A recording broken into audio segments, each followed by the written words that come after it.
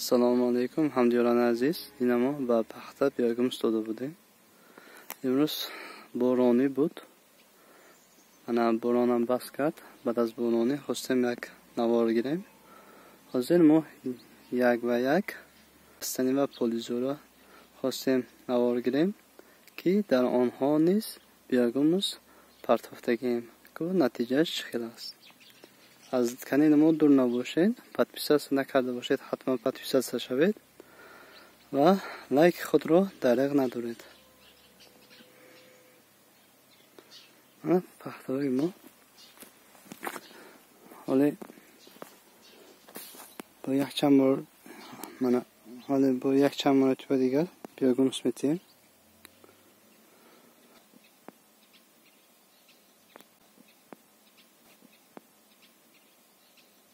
این سیمچکمو قدش 1 متر گذشتگی است الکی برای 1 هکتار 170 کیلو بیاگم استودگیم با واسطه سوست کم میگذاریم.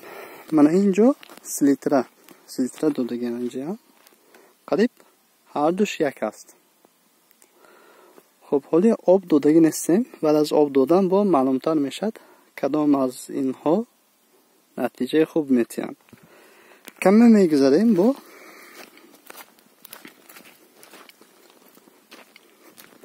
من اینجا پوری گوه از ایلک گذرانده با واسطه سوست پوری گو دادگیم اینجا.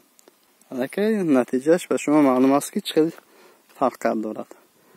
من اینجا پوری گو اینجا سلیتره. خب و من اینجا سلیتره دادگیم. من اینجا بیاگوموس سلیتره که بیاگوموس فرقی ندارد سرشویشته، لیکن اصابی که سلیتره تیز تاثیر میکند دوری دراز تاثیر نمیکند. بیاگوموس آهسته تاثیر میکند، دوری دراز تاثیر میکند. بیاگوموس زیادتر دادن در کار. خب دیدین که سیلترکتی بیاگوموس الکی فرقی ندارد، لیکن در نرخش از زمین تا آسمان فرقی دارد.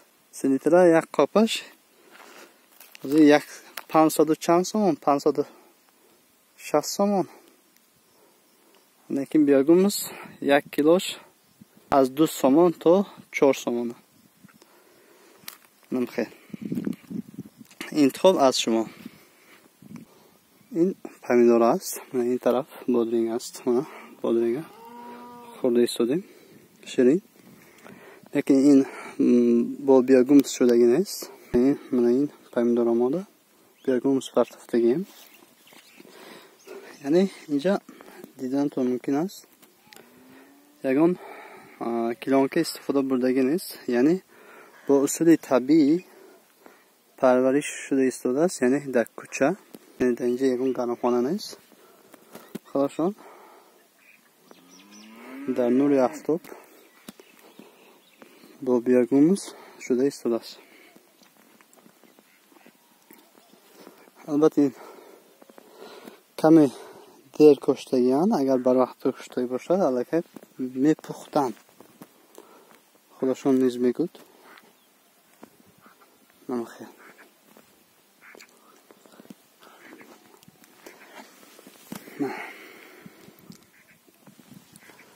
اکنون من دهقانی اصل نیستم، خودم از ساحه بغالتی به این ساحه آمدگیم. به این خاطر خیلی هستم خیلی نشان میتیم، یعنی به ازا، یعنی من یکم کمی تر گفته نمیتونم در باره چند تا گول کردن و خیلی هست. من خیلی هستم خیلی نشان داده ایستونم، چون اینش کمتر زیادتر بوده است.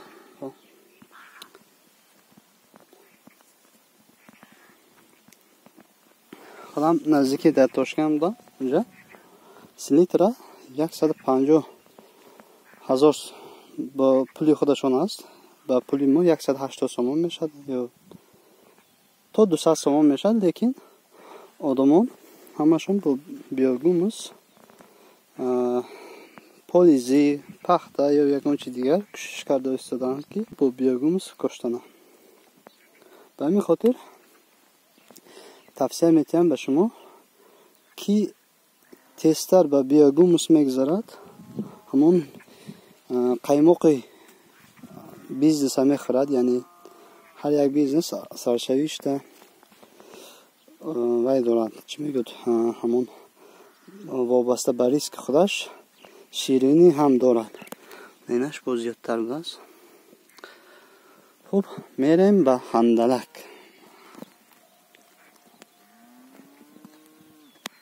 ҳандалакҳои мо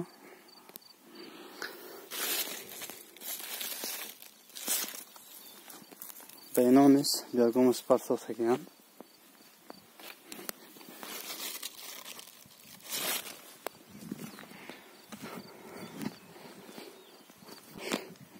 اینجا با فکرم خربوزان یا هندلک دخون با خودشان نیستن. من خودم اومدم سیومکا کرده ایستادم.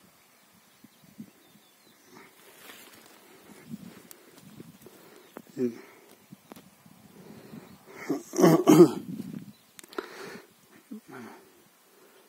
با بیاگونس های ما کاشته بودن. آره از ناحیه مسجد گرفته ایستادیم. این اگر ناحیه گرم باشد، البته نسبت به این ناحیه ما نوش نمایش با تستر اوج میگیرد.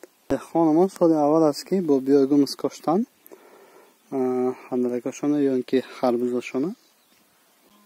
در وقت کاشتن هندلکا با بیاگومس حتی گیا نیز بدن. در وقت کاشتن با بیاگومس خاک را نیز استفاده کردن خوب است، به خاطر که خاک همونگونه خصوصیت دارد که آب را به خودش تیز قبول میکند و تیز از خودش خارج میکند. لیکن بیاگومس اینگونه نیست، آب را به خودش آهسته قبول میکند و آهسته خارج میکند. از این حساب برای بالانس را داشتن خاک را الدرش نموده به بیاگومس از بالاش آب ریزید، همون خاک به خودش نمی را میگیرد و در وقت خارج کردن با بیاگومس میتیند. بیاگومس در خودش همین را مدت دراز نگاه میدارد. تاگی ما همین بود که همون گناه نکردیم. این هم برای ما یک درس شد. دویم بار دهقانان تخمی را از جایش گرفتن و با بیاگومس که در جایش بود خاک الدرش نموده آب ریخته تخمی را گذاشتن. من دیده ایستادین الکی گل نموده حاصل داده ایستاده است.